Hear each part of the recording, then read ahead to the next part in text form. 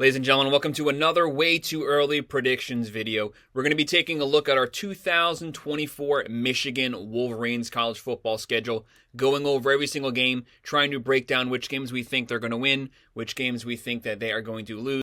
So hit that like button and subscribe. We're going team by team, looking at every single team's 2024 college football schedule, breaking down their win-loss prediction. And when the college football schedule starts, every single week we go game by game. We do the spreads, money lines, and the over-unders. And during the NFL season, we also do the same thing for every single NFL game every single week. Hit that like button, subscribe. As I mentioned, though, we're looking at the Michigan Wolverines. They are the defending national champions as of right now. They're the three-time Big Ten defending national champions.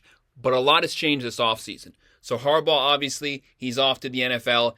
J.J. McCarthy off to the NFL. The majority of this team off to the NFL. I think they had 15 players drafted from this team. Very talented squad that went 15-0 last year.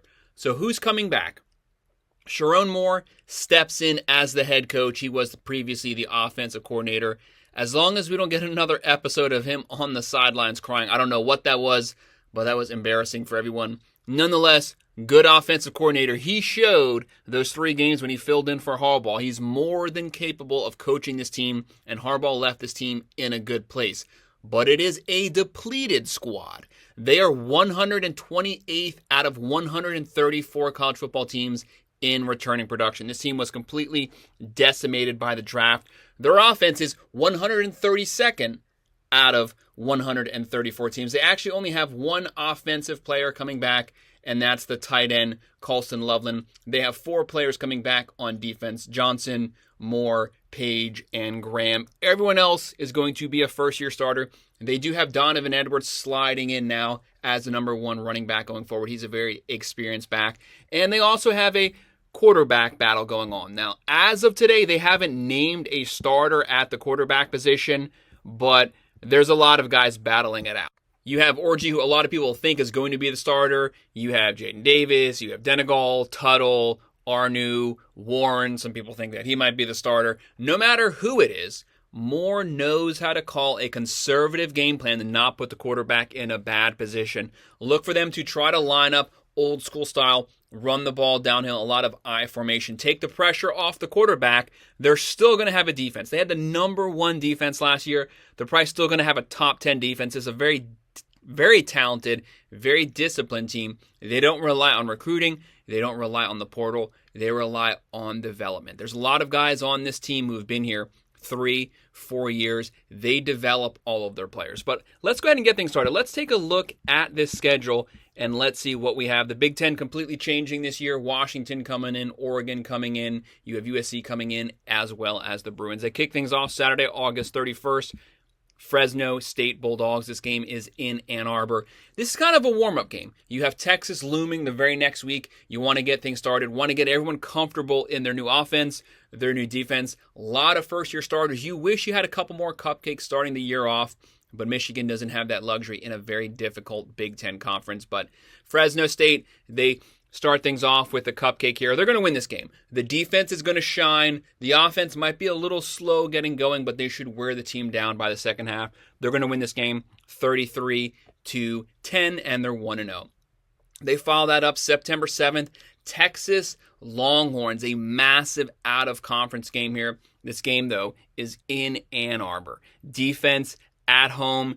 It's not cold yet, but Texas, obviously, they also went to the Final Four last year. They went to the playoffs. They have a very talented team. They have Quinn Ewers. They have talent on offense. They have talent on defense. They had a top 30 offense last year, top 30 defense.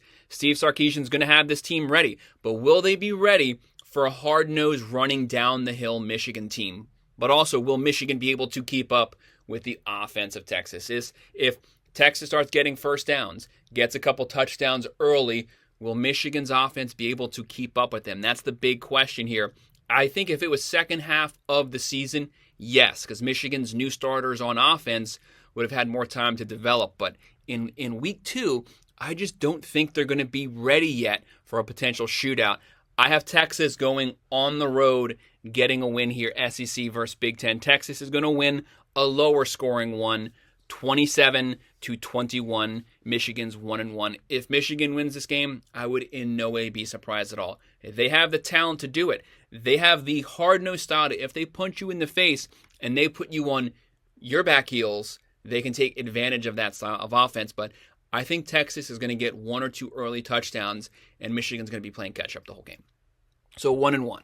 Next game, September 14th, Arkansas State Red Wolves. Obviously, you had that first loss of the year. Want to get things back on track. There's a couple things that you did wrong that you want some time to work on. Who better than a cupcake game? Another game at home in Ann Arbor. Michigan's going to win this game pretty big. I'm going to say this one's going to be about a 48-7 game, and they're 2-1. Then, newcomers to the Big Ten, September 21st, you have the USC Trojans. This game is also at home. A lot of home games first half of the season. USC, just like Texas, they're obviously going to have a very skilled offense. No one calls offense like Lincoln Riley. They're going to be able to score points. They're going to be physical on offense. But how improved will USC's defense be based off of last season? They obviously fired the coordinator. They were god-awful. They were pathetic last year. But their offense is going to be able to score points. But Michigan's tough. Michigan's physical. If they hit USC in the mouth on defense early on, is that going to put USC now backpedaling on their heels? I have Michigan learning a couple things from the Texas game. This game's going to be very similar to that game, but I think Michigan's learned a couple things. They're now ready for this game. They strike first. They have USC trailing the whole game. Michigan wins this one 31-28, and they're 3-1. But don't overlook this game. USC, Lincoln Riley, Miller Moss, they can win a potential shootout. They can score on anyone. It's just limiting them to as little as they could potentially score and being able to take advantage of their porous defense, which is going to be in the first year in the system. But they're now 3-1. Then September 28th, you have the Minnesota Golden Gophers. So looking at PJ Fleck's squad here, this game is also in Ann Arbor. 5 straight home games. They're getting a little spoiled here. You never want to overlook Minnesota because they usually have a decent defense. Last year, though, they were not a very good squad, and they never really have a good offense. Sometimes they can run the ball pretty well, and they're a pretty physical team. PJ Fleck, great coach, but there's still going to be a massive talent gap, even with Michigan having a lot of first-year starters. Look for Michigan to continue to roll here. They're going to beat Minnesota. Probably like a 32-13 game, and they're 4-1. Then a rematch of the national championship Saturday, October 5th, at the Washington Huskies. First game on the road. Washington, so Michigan's 128th in returning production. Washington's 130th. Completely decimated. A lot of players off to the NFL. They, like Michigan, lost their head coach. He's now the head coach at Alabama. They're bringing in Fish now from Arizona. They have a lot of transfers coming in. They did work the portal pretty well, had a top 10 portal class. But they're all in a completely new scheme, new system. They weren't able to play with Michigan's tough style of offense in the playoffs. They're not going to be any better this year with a completely depleted team. Michigan's going to continue to roll. They're going to win this game, to me, pretty comfortably, 35-21, and they're now 5-1.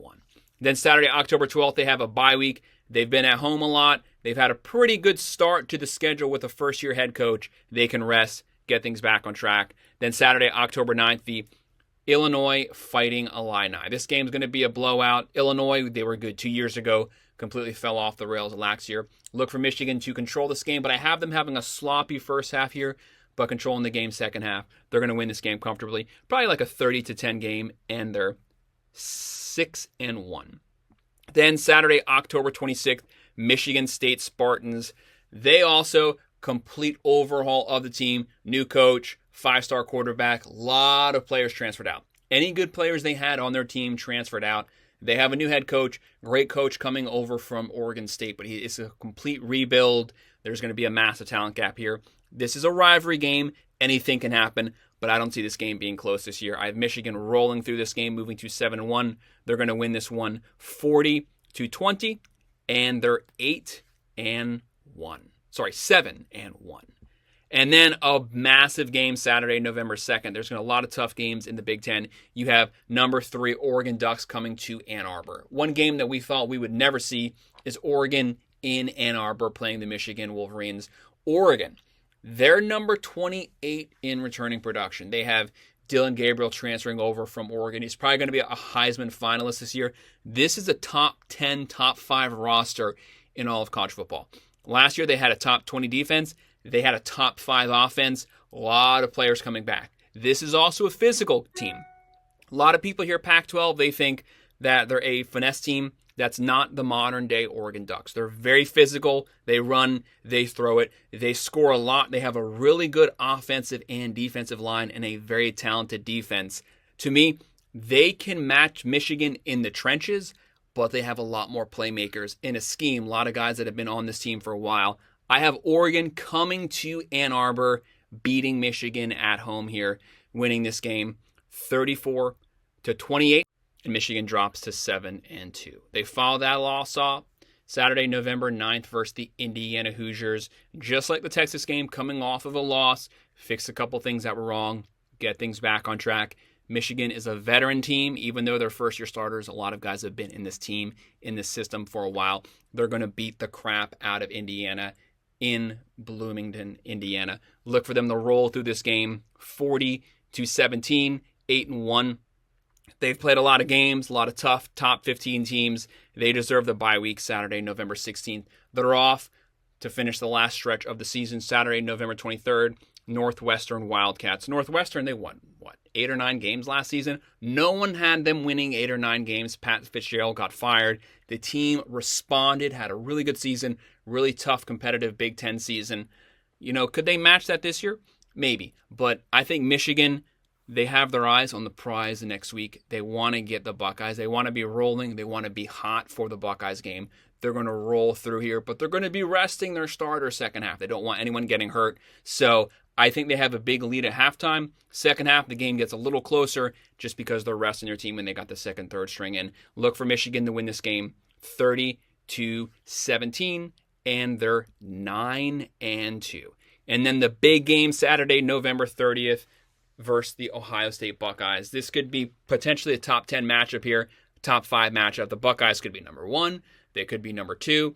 They've had a lot of changes also, somewhat. They have Chip Kelly coming in as the offense coordinator. They have Will Howard transferring over from Kansas State. He's the favorite to win the starting job as of right now, but they've been kind of hush-hush on that. Very experienced quarterback. Still an upgrade over Kyle McCord from last season. And Ohio State basically has everyone coming back. They don't have Harrison Jr. coming back. They don't have Kyle McCord, but they have Egbuka. They have Smith. They own recruiting. They own the portal, top 5 portal class, number 2 portal class. This team is loaded. Ryan Day needs to beat Michigan. He couldn't beat Harbaugh, Michigan. He couldn't beat Moore at Michigan last season. This is his time to beat them. Michigan's retooling right now. Ohio State's not. This is a junior and senior laden team, a top 3 roster in all of college football. A lot of people have them winning the national championship, them or Georgia. A lot of people going back on which one's the better team, but they're one or two. It's either them or it's the Georgia Bulldogs. Ryan Day needs to win this game. If he doesn't win this game, people are going to be out for him big time. His seat's going to be on fire. This game is in Columbus, Ohio. They're at home. He has to win it. I have Ryan Day finally beating Michigan. He's not beating Harbaugh, but he's going to beat Moore on this season that Michigan's retooling. But I think it's going to be a close one. I could see this game being a 27-24. Buckeyes win it. Michigan finishes the regular season 9-3. Is a 9-3 season good enough to make the Big Ten championship? Probably not this year. Not when you have a lot of good Big Ten teams. You have the Buckeyes, Michigan, Penn State, Oregon. Those are the big ones right now that are all competing for a playoff spot. But this year, 12 teams get in the playoffs. Obviously, whoever wins the Big Ten gets the bye week. They automatically get into the playoffs. But you could conceivably go 10-2 in the Big Ten and make the playoffs. So I have them going 9-3. If they win an upset game and they finish 10-2, could they still make the playoffs? Yeah. And then anything can happen. But I have them finishing their regular season 9-3. A really good season for a rebuilding team, replacing a lot of star talent from last year's squad, and they're still moving forward. Next season, they'll be older. Their starters will have a lot more experience, and they'll do even better next season. But that's my breakdown for the Michigan Wolverines. If you have any comments, drop them below. If you agree, disagree, drop them below, and I'll make sure to respond, and also hit that like button and subscribe. Thanks.